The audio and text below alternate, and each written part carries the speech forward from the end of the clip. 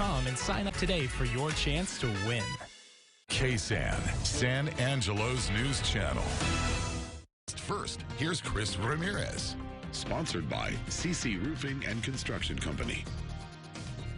Good evening. Thank you for watching KSAN News. We got up to 87 degrees today. Currently sitting at 85 here in San Angelo and across the Concho Valley Junction sitting at 84, Sonora 84, Brady 83, and Azona 84. We can expect to have a little bit of a warm night as we head into the overnight hours with mostly clear skies, getting down to 62 degrees by tomorrow morning, and then we'll be warming up drastically into the 90s for Easter Sunday. I'll have your full weather forecast later on the newscast, but your KSAN News at 6 starts now. Coming up on KSAN Weekend News, a woman sets herself on fire before being arrested for her husband's murder. Then, Beto O'Rourke is in hot water over what supporters are calling broken promises. And how the city of San Angelo has already started celebrating Easter. Now, from San Angelo's news channel, this is your KSAN Weekend News. Good evening, and thank you for joining us here at KSAN Weekend News. I'm Emily Elisha, and I'm your new weekend anchor and weekday reporter. Now, over in Houston, a woman sets herself on fire before her arrest for murder. Authorities arrived at 69-year-old Janet Alexandra's home on Friday morning to arrest her for her husband's murder. 64-year-old Lionel Alexandra was stabbed to death in their home in April of 2018. Janet Alexandra said she stabbed her husband in self-defense after they got into an argument that escalated. A grand jury decided to charge her. Firefighters pulled her out of her burning house alive. And at least 5 people are now dead following a 3-day severe weather outbreak in the south and east coast. As we begin this holiday weekend, dangerous and deadly storms roared across parts of the country. Some 39 million people were under severe weather. Its path of destruction claimed at least 5 lives and caused widespread outages in Texas. Powerful lightning was caught on security camera. One hit a tree and tore through this home. Lights flickered in the house. I came out and saw the tree had been split in half from the lightning. In Texas, powerful lightning strikes. A security camera caught the moment one hit a tree. More than 1,300 U.S. flights were canceled Friday, with over 5,400 delays. A Texas swimmer is suing the maker of a vitamin company. She claims it turned out to have a substance in it that is banned in swimming, and this mistake led to her suspension.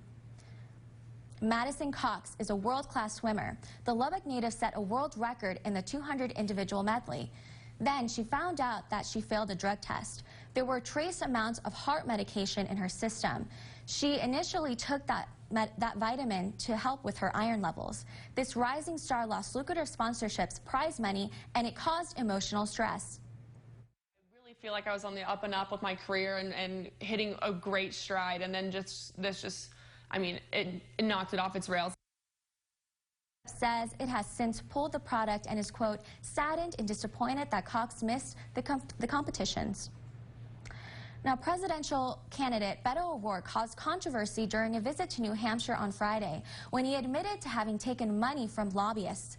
A woman in the crowd was given the microphone to speak and announced that she felt disappointed with the presidential hopeful after finding out he had taken money from a fossil fuel lobbyist, despite his promise not to do so. O'Rourke then admitted to having done the act and apologized.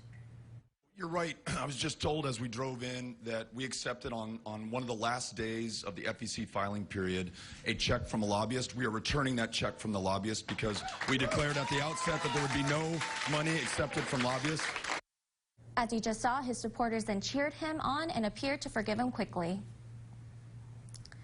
And with about 6 weeks to go in the 86th legislative session, Governor Abbott is feeling confident. Here's an interview that gives us a sneak peek on what's to come. Check it out. This session may be one for the ages. With all the big picture things that we're doing.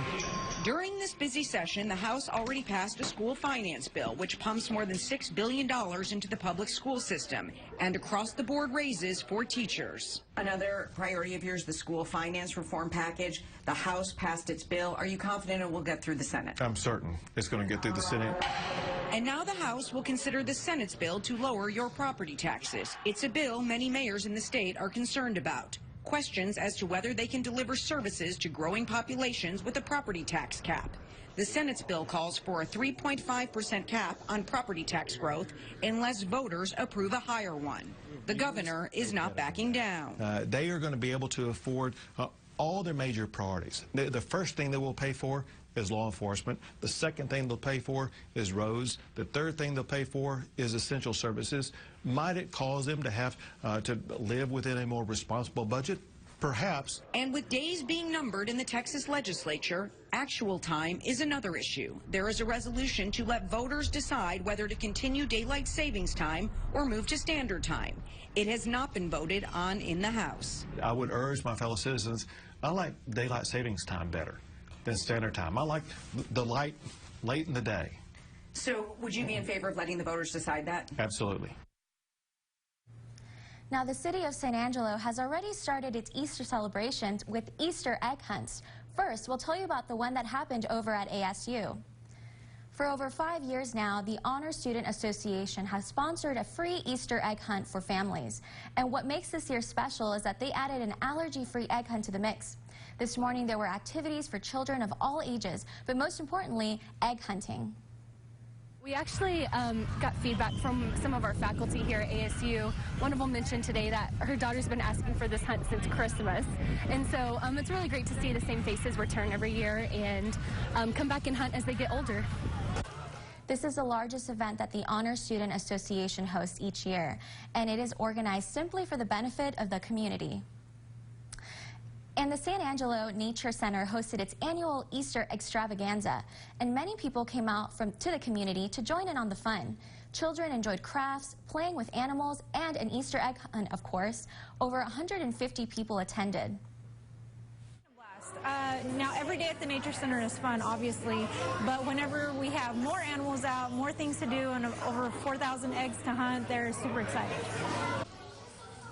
This year marks the Extravaganza's 4th year.